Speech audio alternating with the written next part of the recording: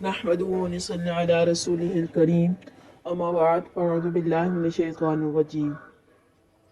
میں ماشاءاللہ on line academy کی جانب سے سیرت النبی کورس کروا رہی ہوں۔ آج ہمارا 13واں لیکچر ہے۔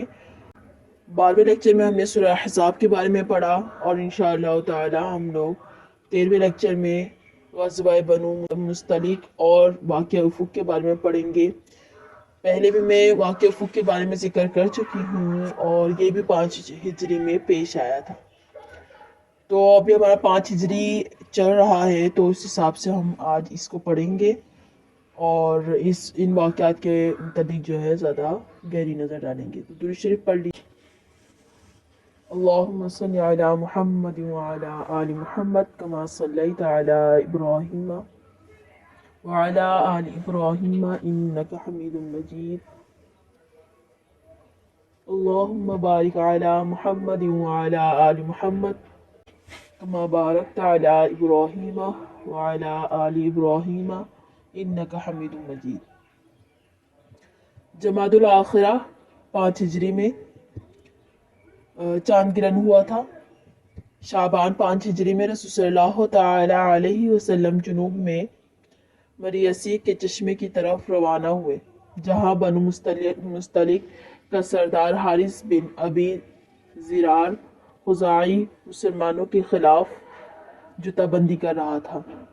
رسول اللہ صلی اللہ تعالی علیہ وسلم حریف کے تیار ہونے سے پہلے وہاں پہنچ گئے۔ ایک تندو تیز جھڑپ کے بعد بنو مستلق نے ہتھیار ڈال دیے۔ اس موقع پر بنو مستلق کے سردار حارث بن زرار کی بیٹی جویریہ نے اسلام قبول کر لیا۔ نبی کریم صلی اللہ تعالی وسلم نے اعزاز کے طور پر ان سے نکاح کر لیا اور مسلمانوں نے اس رشتے کے احترام میں بنو مستلق کے تمام قیدیوں کو رہا کر دیا اور مال غنیمت واپس دے دیا۔ حارث بن زرار بھی قبیلے سمیت اسلام لے آئے اور پکے مسلمان ثابت ہوئے۔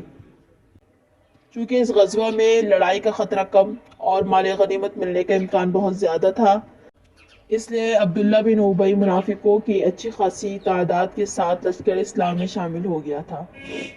وہ سمجھ چکا تھا کہ مسلمانوں کو اب کوئی بیرونی طاقت نہیں دبا سکتی، انہیں اندرونی طور پر توڑ کر ہی کمزور کیا جا سکتا ہے۔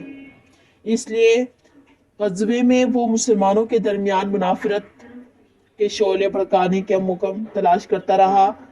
مسلمان بنو مستلق کو شکست دے کر ابھی مریسی کے چشمے کے کنارے ٹھہرے ہوئے تھے کہ ایک دن چشمے سے پانی بھرنے کے دوران ایک مہاجر اور انصاری میں کسی بات پر جھگڑا ہو گیا۔ ایک نے مدد کے لیے آواز لگائی، اے مہاجروں! دوسرے نے پکارا، آؤ انصاریوں!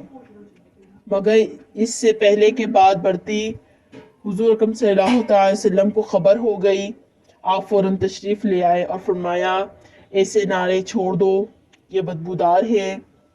رسول اکرم صلی اللہ تعالی وسلم کا ارشاد سن کر مسلمان ٹھنڈے پڑ گئے، مگر عبداللہ بن ابی نے اس واقعے کو اشتعال انگیزی کا ذریعہ بنا لیا۔ وہ انصار کو مہاجرین کے خلاف بھڑکانے لگا۔ اس نے کہا، یہ سب تمہارا ہی کیا درا ہے، تم نے انہیں اپنے شہر میں جگہ دی، اپنی دولت میں انہیں حصہ دار بنایا، ان کے ساتھ تمہارا سلوک اس کہاوت کا مصداق ہے کہ تم اپنے کتے کو کھلا کھلا کر موٹا کرو اور وہ تمہیں ہی کاٹ کھائے۔ اگر تم ان کے اخراجات برداشت کرنا چھوڑ دو تو یہ لوگ خود ہی بھاگ جائیں گے۔ بخدا مدینہ پہنچ کر شرفائے گھٹیا لوگوں کو، یعنی کہ غلط الفاظ استعمال کے اس نے، مدینہ پہنچ کر شرفائے گھٹیا لوگوں کو نکال باہر کریں گے، یعنی جو عزت کے قابل نہیں ہے ان کو کہتے ہیں شرفائے گھٹیا۔ ایک کمسن صحابی زید بن ارقم رضی اللہ تعالی عنہ نے یہ گفتگو سن لی اور رسول اکرم صلی اللہ تعالی علیہ وسلم کو سب کچھ بتا دیا۔ حضرت عمر فاروق رضی اللہ تعالی عنہ نے جوش میں آ کر اجازت چاہی کہ جا کر عبداللہ بن ابی کا سر قلم کر دے، مگر رسول اللہ صلی اللہ تعالی وسلم نے یہ کہہ کر منع فرما دیا کہ لوگ کہیں گے محمد اپنے ہی آدمیوں کو قتل کرا دیتا ہے۔ بہرحال عبداللہ بن ابی سے باز پرست کی ہوئی، اس نے قسم کھا کر خود کو معصوم ظاہر کیا، کہا شاید اس بچے کو غلط فہمی ہو گئی ہے، چونکہ یکے بعد دیگرے دو ناخوشگوار واقعات سے لشکر میں بے چینی سی پھیل رہی تھی، اس لیے حضور صلی اللہ علیہ وسلم نے خلاف معمول لشکر کو فی الفور مدینہ کی طرف کوچ کرنے کا حکم دیا۔ یہ سہ پہر کا وقت تھا، لشکر پوری رات سفر کر رہا، صبح تک لوگ بری طرح تھک گئے، مگر حضور صلی اللہ تعالی وسلم نے قافلے کو رکنے نہ دیا۔ جب دن نکل آیا اور دھوپ میں شدت آ گئی، تب رسول اللہ صلی اللہ علیہ وسلم نے پڑاؤ ڈالا۔ اس تیز گامی سے لوگ اتنے تھک گئے کہ پڑاؤ ڈالتے ہی سو گئے، اور کسی کو کل کے واقعات پر تبصرہ کرنے کا موقع ہی نہ مل سکا، اور یہی حضور اکرم صلی اللہ علیہ وسلم کا مقصد تھا کہ ایک دوسرے کے خلاف بدگوئی اور غیبت کے ماحول پیدا نہ ہونے پائے۔ لشکر کے مدینہ منورہ پہنچنے سے پہلے دو واقعات پیش آئے۔ ایک یہ کہ ایک رات کو کہیں پڑاؤ کے دوران حضرت عائشہ رضی اللہ تعالی عنہا قضائے حاجت کے لیے قافلے سے دور چلی گئی۔ وہاں ان کا ہار جو گلے میں تھا ٹوٹ کر گر پڑا۔ وہ اسے تلاش کر رہی تھی کہ قافلے کی روانگی کا وقت ہو گیا، اور لوگوں نے ان کے ہودج کو اٹھا کر اونٹ پر رکھ دیا۔ چونکہ وہ ہلکے پلکے بدن کی تھی، اس لیے یہ محسوس کیے بغیر کہ وہ اپنے ہودج میں نہیں ہے، قافلہ روانہ ہو گیا۔ جیسے ڈولی ہوتا ہے نا، اس طرح کا پہلے ہوا کرتا تھا، تو اس میں جو ہے وہ ہلکی پھلکی ہونے کی وجہ سے معلوم نہ ہو سکا، اور وہ قافلہ روانہ ہو گیا۔ جب یہ پڑاؤ کی جگہ واپس پہنچے تو قافلے کا دور دور تک نام و نشان نہ تھا۔ ام المؤمنین وہیں ٹھہر گئی۔ خوش قسمتی سے ایک صحابی صفوان بن معطل رضی اللہ تعالیٰ عنہ پیچھے آ رہے تھے۔ پہلے زمانے میں یہ ہوتا تھا کہ کچھ ساتھیوں کو پیچھے رکھ دیا جاتا تھا اور کچھ ساتھیوں کو آگے کی طرف، اور پھر قافلہ روانہ ہوا کرتا تھا، تاکہ اللہ نہ کرے اگر آگے کوئی خطرہ ہو تو وہ آ کر بتا دیا کرتے تھے کہ آگے خطرہ ہے، تو راستہ بدل لیا جاتا تھا۔ اور اسی طریقے سے اگر پیچھے کوئی رہ گیا ہو یا کوئی بھی معاملات ہو یا کچھ چیز بھول گئے ہو تو اس کے لیے پیچھے کچھ صحابیوں کو یا پھر کچھ ساتھیوں کو پیچھے بھی رکھ دیا جاتا تھا۔ اسی طریقے سے اس وقت جو ہے صفوان بن معطل رضی اللہ تعالیٰ عنہ پیچھے آ رہے تھے۔ انہوں نے ام المومنین کو اپنے اونٹ پر بٹھا لیا اور خود پیدل چلتے ہوئے آپ کو لشکر تک لے آئے۔ دوسرا واقعہ یہ پیش آیا کہ سورۃ المنافقون نازل ہوئی، جس میں عبداللہ بن ابی اور منافقین کا پول کھول دیا گیا۔ قرآن مجید نے عبداللہ بن ابی کے وہ گستاخانہ جملے جو میں نے ابھی اوپر آپ لوگوں کو بتائے تھے، گستاخانہ جملے تک نقل کر دیے جو زید بن ارقم رضی اللہ تعالی عنہ نے آپ صلی اللہ علیہ وسلم تک پہنچائے تھے۔ عبداللہ بن ابی کے بیٹے عبداللہ رضی اللہ تعالی عنہ کو، جو مخلص مسلمان تھے، اپنے باپ کے سنگین جرم کا پتہ چلا، تو رسول اکرم صلی اللہ علیہ وسلم سے آ کر اجازت مانگی کہ اپنے باپ کا سر کاٹ لائیں۔ آپ نے منع فرمایا۔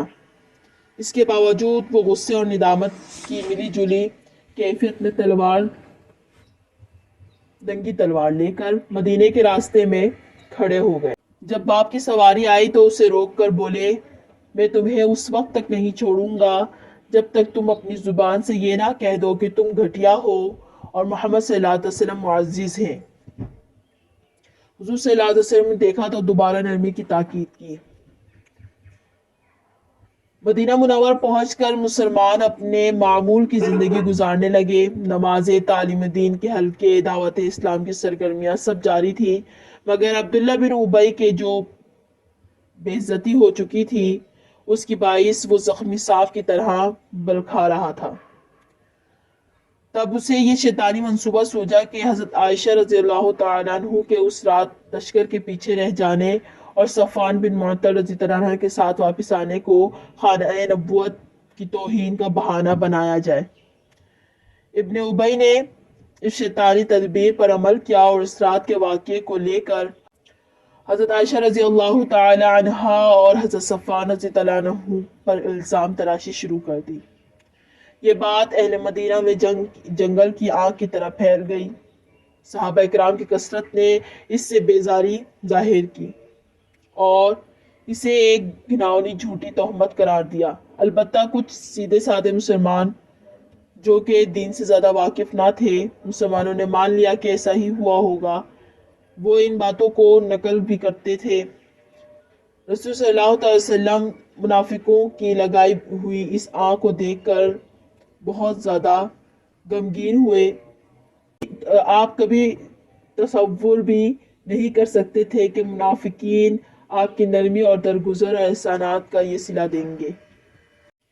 رسول اللہ صلی اللہ علیہ وسلم نے اپنا غم بانٹنے کے لیے صحابہ کرام کو مسجد میں جمع کیا اور وہاں یہ اعلان فرمایا کہ مجھے اپنی اہلیہ اور اپنے صحابی صفوان بن معطل رضی اللہ عنہ پر پورا بھروسہ ہے۔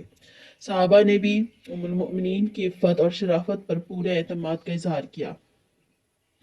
اوس کے سردار سعد بن معاذ رضی اللہ عنہ نے کہا، ایسی باتیں پھیلانے والا اگر اوس کا شخص ہے تو ہم اس کا سر قلم کر دیں گے، اور اگر خزرج کا ہے تو آپ جو حکم فرمائیں ہم اس کی تعمیل کریں گے۔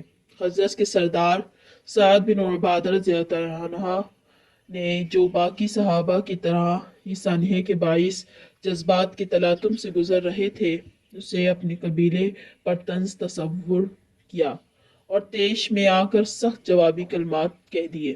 قریب تھا کہ منافقین کی خواہش کے عین مطابق دونوں قبیلوں میں جھگڑا ہو جاتا اور مسلمانوں کے ایک یکجہتی کے پرخاشے اڑ جاتے، مگر رسول اللہ صلی اللہ علیہ وسلم نے صورتحال کو سنبھال لیا اور سرداروں کو ٹھنڈا کر کے مسلمانوں کے اتحاد کو برقرار رکھا۔ آپ صلی اللہ علیہ وسلم نے ہفتہ وار بکنے والے کے سر قلم کرنے کی اجازت اس لیے نہ دی کہ اس گھناؤنے الزامات کی صفائی میں آپ کو وحی کا انتظار تھا جو ابھی وحی نازل نہیں ہو رہی تھی۔ حضرت عائشہ رضی اللہ تعالی عنہا کو بہت دنوں بعد سنگن ملی کہ ان کے متعلق کیا کچھ بدگوئی کی جا رہی ہے۔ وہ حضور صلی اللہ علیہ وسلم سے پوچھنے کی ہمت نہ کر سکی، کیونکہ آپ صلی اللہ علیہ وسلم اپنے دکھ میں ایسے بےقل تھے کہ گھر والوں سے ہنسنا بولنا سب چھوٹ گیا تھا۔ آخر حضرت عائشہ رضی اللہ تعالی عنہا اور حضور صلی اللہ علیہ وسلم سے اجازت لے کر اپنے میکے چلی آئیں۔ یہاں والدہ سے تصدیق ہوئی کہ ان کے خلاف کیا طوفان برپا ہے۔ سن کر صدمے سے بستر پر پڑ گئی اور روتے روتے بے حال ہو گئی۔ آخر 1 ماہ بعد وحی نازل ہوئی۔ اللہ تعالیٰ نے سورۃ النور کی 16 آیات 11 تا 26 نازل فرما کر حضرت عائشہ صدیقہ رضی اللہ تعالی عنہا اور حضرت صفوان رضی اللہ تعالی عنہ کی پاک دامنی کی گواہی دی اور آخر میں فرمایا، اولئک مبرؤون مما یقولون، یہ اس تہمت سے پاک ہے جو ان کے بارے میں منافق لوگ کہہ رہے ہیں۔ اس طرح منافقوں کی ناپاک سازش ناکام ہو گئی۔ آسمانی فیصلے نے خانوادہ نبوت پر لگنے والے الزامات کا دفاع کر کے ام المؤمنین کی شان دوبالا کر دی۔ علماء اس بات پر متفق ہے کہ قرآن مجید میں حضرت عائشہ رضی اللہ تعالی عنہا کی برات نازل ہونے کے بعد ان پر تہمت لگانے والا بالاتفاق خارج اسلام ہے، کیونکہ وہ قرآنی آیات کا منکر ہے۔ اگر ابھی بھی کوئی بندہ الزام لگاتا ہے تو بالکل وہ اسلام سے خارج ہے، کیونکہ جب قرآن مجید کی 16 آیات نازل ہو گئی اور قرآن مجید کی کوئی ایک بھی آیت جو انکار کرے گا وہ کافر ہے۔ انہی آیات میں پاک دامن خواتین اور مردوں پر جھوٹی تہمت کی سزا 80 کوڑے کر دی گئی۔ چنانچہ جن لوگوں نے یہ الزامات لگائے تھے انہیں 80 کوڑے لگائے گئے۔ شریعت میں اسے حد قذف کہا جاتا ہے۔ اسلامی قانون مسلمان مرد و زن کی پاک دامنی پر بلا ثبوت انگلی اٹھانے کو قابل سزا قرار دے کر مسلمانوں کی عزت و شرافت کو وہ تحفظ فراہم کرتا ہے جس کی نظیر دنیا کے کسی معاشرے اور تہذیب اور کسی قانون میں نہیں ملتی۔ سانحہ افق میں جہاں حضور صلی اللہ علیہ وسلم کی بشریت کا پوری طرح اظہار ہوتا ہے وہیں رسالت محمدیہ کی حقانیت بھی انتہائی طور پر واضح ہو جاتی ہے۔ رسول صلی اللہ تعالی وسلم حضرت عائشہ رضی اللہ تعالی عنہا سے غیر معمولی تعلق اور محبت کے باوجود اس معاملے میں اپنے اختیار اور مرضی سے وحی نہ لا سکے۔ بعض لوگ کہتے ہیں نا کہ وحی جو ہے حضور صلی اللہ علیہ وسلم اپنی طرف سے بناتے ہیں یا لاتے ہیں اور پتہ نہیں کیا کیا کہتے ہیں، تو ان کے لیے یہ بات ہے۔ اور حضور صلی اللہ علیہ وسلم نے اپنی طرف سے کوئی بات نہیں کی، کیونکہ حضور صلی اللہ علیہ وسلم ذاتی طور پر حضرت عائشہ رضی اللہ تعالیٰ عنہ کو خود خوب جانتے تھے اور بچپن سے ہی ساتھ رہے ہیں۔ آپ کو معلوم ہوگا کہ حضرت ابو بکر رضی اللہ تعالیٰ عنہ کے دوست تھے اور حضرت عائشہ رضی اللہ تعالیٰ عنہ کو بچپن سے حضور صلی اللہ علیہ وسلم جانتے ہیں۔ پھر بھی اپنی طرف سے نہیں کہا کہ جو بعد میں قرآن مجید کی 16 آیات میں نازل ہوئی۔ اگر آپ کو ہر معاملے پر مطلق اختیار حاصل ہوتے تو آپ جلد از جلد وحی لاتے۔ اگر آپ اللہ کی طرح عالم الغیب اور ہر جگہ حاضر ناظر ہوتے اور آپ کے بارے میں صحابہ کا بھی یہی عقیدہ ہوتا تو پھر اس ساری پریشانی اور بے چینی کا سوال ہی پیدا نہ ہوتا۔ مدینے پر اتنے دنوں تک ایسی سنگین حالات طاری نہ رہتی۔ غیر مسلموں کو سوچنا چاہیے کہ اگر حضور صلی اللہ علیہ وسلم ان کے گمان کے مطابق اپنے ذہن سے وحی گڑھ لیتے تھے، نعوذ باللہ، کیونکہ غیر مسلم جو ہیں جتنے بھی ہم لوگ جو مطالعے میں آتا ہے تو وہ لوگ یہی کہتے ہیں نا کہ نعوذ باللہ حضور صلی اللہ علیہ وسلم نے اپنی طرف سے سب کچھ کہہ دیا ہے یا اپنی طرف سے سب کچھ ہے، تو اس طرح نہیں ہے، اس طرح ہو بھی نہیں سکتا۔ حضور صلی اللہ علیہ وسلم اپنے اللہ تعالیٰ کے حکم کے بنا کوئی فیصلہ یا سنانا یا اس طرح سے کوئی بات کہنا کبھی بھی نہیں۔ غیر مسلموں کو سوچنا چاہیے کہ اگر حضور صلی اللہ علیہ وسلم ان کے گمان کے مطابق اپنے ذہن سے وحی گڑھ لیتے تھے، نعوذ باللہ، تو پھر اس معاملے میں اتنی تاخیر کیوں کی؟ حضور صلی اللہ علیہ وسلم فوراً وحی بنا کر سنا دیتے اور معاملہ ختم ہو جاتا، مگر ایسا نہ ہوا، کیونکہ حضور صلی اللہ علیہ وسلم سچے نبی تھے اور وہ وحی تبھی سناتے تھے جب آسمان سے اس کا نزول ہوتا تھا۔ آج کے لیے کافی ہے، انشاءاللہ پھر آگے ہم پڑھیں گے۔ وآخر دعوانا الحمدللہ رب العالمین۔ درود شریف پڑھ لیجئے۔ اللہم صلی علی محمد وعلی آل محمد کما صلیت علی ابراہیم وعلی آل ابراہیم انک حمید مجید۔ اللہم بارک علی محمد وعلی آل محمد کما بارکت علی ابراہیم وعلی آل ابراہیم انک حمید مجید۔ دعا کے لیے ہاتھ اٹھا لیجئے۔ یا اللہ، یا اول الاولین ویا آخر الآخرین ویا ذا القوة المتین ویا راحم المساکین ویا ارحم الراحمین۔ اے اللہ، جتنی خیریں تیرے علم میں ہیں وہ ساری خیریں ہمارے لیے نصیب فرما۔ اے اللہ، جتنے شرور تیرے علم میں ہیں ان تمام شرور سے ہماری حفاظت فرما۔ اے اللہ، تو ہمیں اپنے علم میں سے علم اور اپنے حلم میں سے حلم نصیب فرما۔ اے اللہ، تو ہمیں کلمے والی زندگی اور کلمے والی موت نصیب فرما۔ اے اللہ، تو ہمیں مانگنے کی توفیق عطا فرما۔ اے اللہ، تو ہمیں اپنے شوق میں اور اپنے خوف سے رونے کی نعمت نصیب فرما۔ اے اللہ، ہمیں مانگنا نہیں آتا، تو ہمیں بن مانگے عطا فرما۔ اے اللہ، تو ہمیں عافیت عطا فرما۔ اے اللہ، تو ہمارا مقدر بہترین بنا دے۔ اے اللہ، تو سارے عالم کے تمام مسلمانوں کے لیے ہدایت کا فیصلہ فرما دے۔ اے اللہ، تو ہمیں حضور صلی اللہ علیہ وسلم کی پکی اتباع نصیب فرما۔ اے اللہ، تو ہمیں حضور صلی اللہ علیہ وسلم والا غم فکر کرن نصیب فرما۔ اے اللہ تو ہمیں اپنے محبوب صلی اللہ علیہ وسلم کی ایک ایک سنت کو زندہ کرنے والا بنا اور جو پڑھا ہے اس پر عمل کرنے والا بنا۔ اے اللہ تو ہمیں جس مقصد کے لیے دنیا میں بھیجا ہے اس مقصد کے لیے پوری امت مسلمہ کو قبول فرما۔ اے اللہ ہمارے کبیرہ صغیرہ گناہوں کو معاف فرما۔ اے اللہ گناہوں کی نحوست کو زائل فرما۔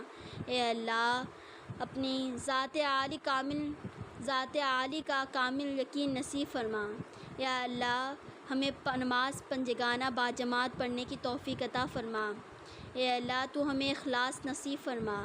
یا اللہ ہمیں تقوی نصیب فرما۔ اے اللہ ہمیں کلمے کی حقیقت نصیب فرما۔ تو ہمیں دنیا کی بے رغبتی اور آخرت کے شوق نصیب فرما۔ تو ہمیں تمام نیک اعمال اہتمام کے ساتھ کرنے کی توفیق نصیب فرما۔ تو بے اولادوں کو نیک اولاد عطا فرما اور جن کو اولاد دی ہے ان کی اولاد کو نیک اور صالح بنا۔ تو بیماروں کو صحت عطا فرما، جو مقروض ہیں انہیں بارکر سے نجات عطا فرما، پریشان حالوں کی پریشانیاں ختم فرما، قیامت تک کے آنے والے مسلمانوں کی کامل مغفرت فرما۔ اے اللہ تو ہماری دعاؤں کو محض اپنے فضل سے اور اپنے محبوب صلی اللہ علیہ وسلم کے صدقے قبول فرما۔ اے اللہ جو دعا مانگی ہے وہ سب قبول فرما اور جو مانگنی چاہیے تھیں یا رب العالمین انہیں بھی قبول فرما اور ہمارے فلسطین کی مدد فرما۔ بے شک تو ہی ہے سب سے بڑا اور سب کے اندر ایمان کو جگا۔ آمین۔ الحمدللہ وآخر دعوانا الحمدللہ رب العالمین۔